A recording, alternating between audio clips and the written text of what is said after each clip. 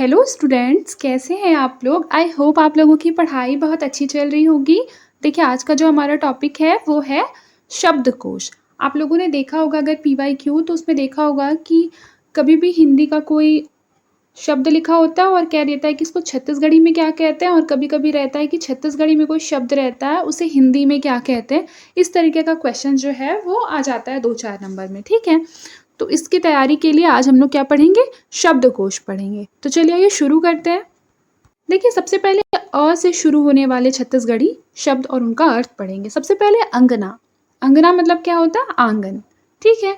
फिर है अंगरखा। अंगरखा मतलब होता है बिना आस्तीन का कमर तक का कुर्ता, उसको बोलते हैं अंगरखा। फिर है अंगोछना। अंगोछना का मतलब क्या होता है? पोंछना या नहाने के बाद शरीर को अच्छी तरह से पोंछना।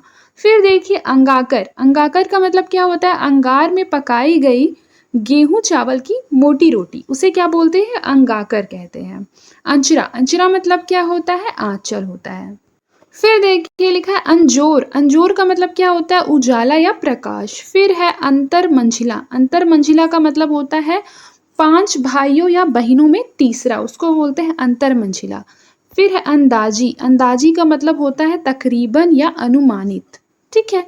फिर है अंते अंते।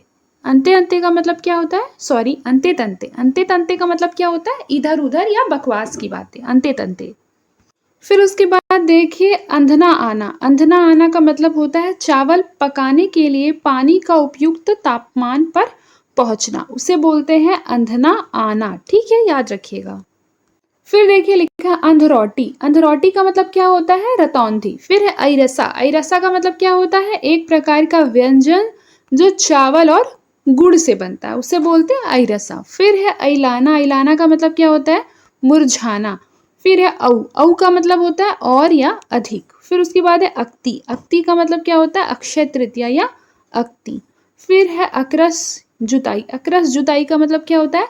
पहली बारिश के बाद खेत की जब जुताई करते हैं तो उसको बोलते हैं अकरस जुताई। फिर देखिए अगियाना। अगियाना का मतलब क्या होता है? जलन महसूस होना। क्या होता है उसका मतलब?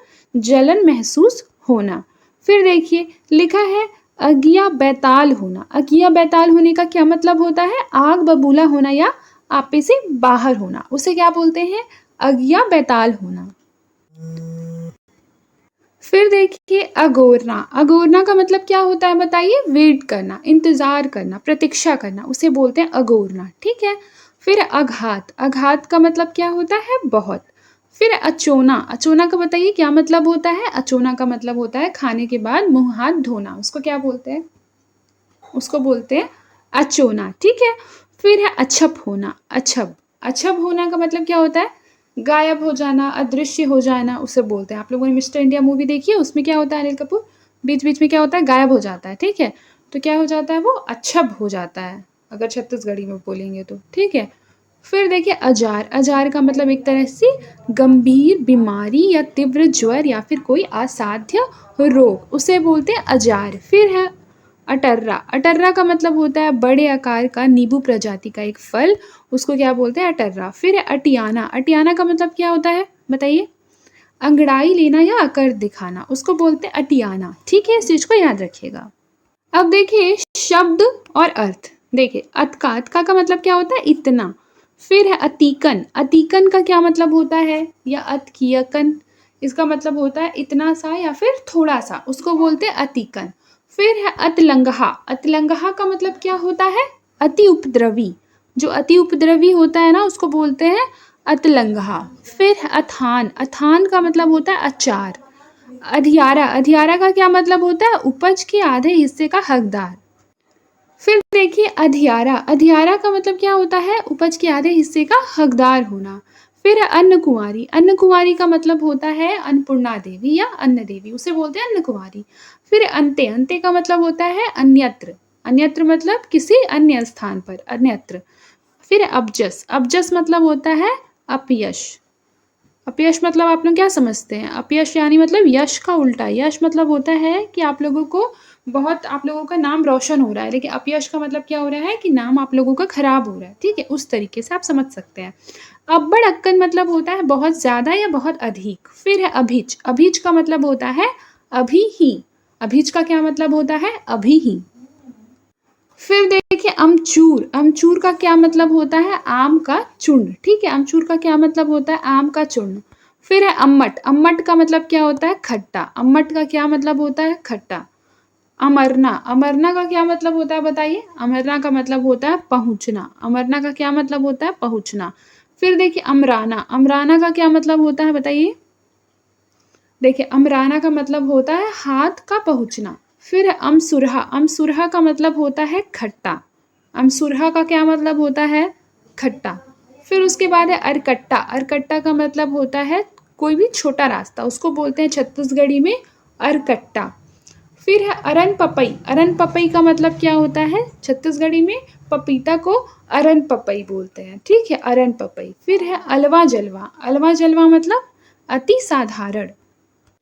फिर देखिए अलहन, अलहन का मतलब होता है मामूली दुर्घटना या अशुभ प्रसंग। फिर है अलहोरना या निमारना, मतलब अनाज से कचरा को अलग कर देना, उसको बोलते हैं निमारना या अलहोरना। अलाल का मतलब होता है आलसी, अलाल, ठीक है। फिर उसके बाद है अवई, अवई मतलब आना। अवया जवया, अवया जवया का मतलब होता है आने वाला और जाने वाला। अस्कट लगना, अस्कट लगना का मतलब होता है ऊबना। फिर देखिए अब हम लोग आ पढ़ रहे हैं, ठीक है, आ वर्ण से, तो आइए देखते हैं। सबसे पहले आंकना, आंकना मतलब होता है गर्म हंसिया से दागना, आंकने का मतलब क्या होता है? गर्म हंसिया से दागना। उसके बाद आंट, आंट मतलब होता है मकान के निचले हिस्से में बनाया गया एक चबूतरा, उसे बोलते हैं आंट। फिर उसके बाद देखिए आंठी, आंठी का मतलब क्या होता है? दही का थक्का, उसको बोलते हैं आंठी। फिर आठे तिहार, आठे तिहार का मतलब होता है अष्टमी या जन्माष्टमी, उसको क्या बोलते हैं? आठे तिहार। फिर आदा, आदा का क्या मतलब होता है? आदा का मतलब होता है अदरक। फिर देखिए आनी बानी, आनी बानी का मतलब होता है किस्म किस्म का, ठीक है, आनी बानी का क्या मतलब होता है? किस्म किस्म का। आरुग, आरुग मतलब क्या होता है? आरुग मतलब होता है पवित्र या शुद्ध, उसे क्या बोलते हैं? आरुग बोलते हैं। फिर देखिए क्या लिखा है? इंतकाल, इंतकाल का मतलब होता है मृत्यु या निधन, उसको बोलते हैं इंतकाल। फिर देखिए लिखा है इजारा, इजारा मतलब क्या होता है? ठेका, ठीक है, आप लोगों ने हिस्ट्री में पढ़ा भी होगा इजारा प्रथा, ठीक है, मतलब ठेकेदारी की व्यवस्था की जाती थी उस प्रथा में। तो इजारा का क्या अर्थ होता है? ठेका। इतवार, इतवार का मतलब क्या होता है? रविवार, ठीक है, संडे। इफरात मतलब होता है बहुत ज्यादा, बोलते हैं ना मेरे पास बहुत इफरात पैसा है, वही इफरात मतलब होता है बहुत ज्यादा। इब्बा, इब्बा मतलब गिल्ली। फिर है ईर्षा, ईर्षा मतलब ईर्ष्या, ईर्ष्या का मतलब होता है जलन। फिर देखिए इही, इही का मतलब होता है यहीं। फिर है इही करा, इही करा मतलब होता है यहीं पर। फिर है उड़न छू होना, उड़न छू होने का क्या मतलब होता है बताइए? उड़न छू होने का क्या मतलब होता है? उड़न छू होना मतलब होता है गायब होना। उसके बाद है उत्ता धुर्रा, उत्ता धुर्रा मतलब होता है जल्दी जल्दी। उसके बाद होता है उत्ती, उत्ती का मतलब होता है पूर्व दिशा। फिर है उदीम, उदीम का मतलब होता है प्रयास। उसके बाद है उपराहा, उपराहा का मतलब होता है अतिरिक्त। फिर देखिए उरकना, उरकना का मतलब क्या होता है? समाप्त होना। उर्माल, उर्माल का मतलब क्या होता है? रुमाल, ठीक है, उर्माल को क्या बोलते हैं? रुमाल। फिर देखिए उसनना, उसनना का मतलब होता है उबालना या भाप में पकाना, उबालना या भाप में पकाना। और ऊ से देखिए क्या आ जाएगा? उघासी, सॉरी उंघासी, उंघासी मतलब क्या होता है? नींद। फिर उन्ना, उन्ना का मतलब क्या होता है? उन्ना का मतलब होता है पूरा भरा होना, उन्ना का क्या मतलब होता है? पूरा भरा होना। फिर देखिए एकंगू, एकंगू का मतलब होता है एक और एक तरफ, ठीक है, एकंगू का क्या मतलब होता है? एक और एक तरफ। फिर उसके बाद होता है एक कनिक, एक कनिक का मतलब क्या होता है? थोड़ा सा। उसके बाद एक जुवरिया, एक जुवरिया का मतलब होता है एक जून का कार्य, ठीक है। फिर है एक जिन, एक जिन या एक जन, दोनों का मतलब होता है एक व्यक्ति। फिर उसके बाद एक ठन मतलब भी एक होता है। एमेर, एमेर मतलब होता है यहाँ। एसो मतलब इस साल। फिर देखिए एंटी, एंटी मतलब होता है महिलाओं के द्वारा कलाई में पहने जाने वाला आभूषण। आपको सुन के लग सकता है कि एंटी लिखा है तो हो सकता है कि पैरों में पहना जाएगा, बट ऐसा नहीं है, ठीक है, इसीलिए इसको अच्छी तरह से याद करना है कि एंटी जो होता है वो कलाइयों में पहना जाता है। फिर है ऐना, ऐना मतलब होता है दर्पण, जैसे कि हिंदी में आप लोग आईना भी बोलते होंगे, आईना कहते हैं ना, वही उसी को बोल रहे हैं ऐना। फिर है एयरिंग, एयरिंग का मतलब होता है कर्ण आभूषण, जैसे कि आप लोग बोलते हैं ना ईयरिंग, इंग्लिश में क्या बोलते हैं, ईयरिंग बोलते हैं, उसी से ये छत्तीसगढ़ी शब्द एयरिंग निकला है, ठीक है।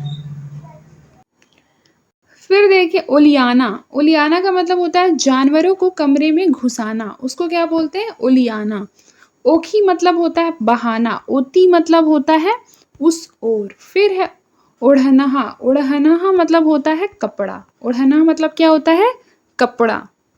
फिर देखिए उनहारी, उनहारी मतलब होता है रबी फसल। फिर है ओरियाना का मतलब होता है पंक्ति में रखना, ओरी ओर, ओरी ओर का मतलब होता है पंक्तिबद्ध।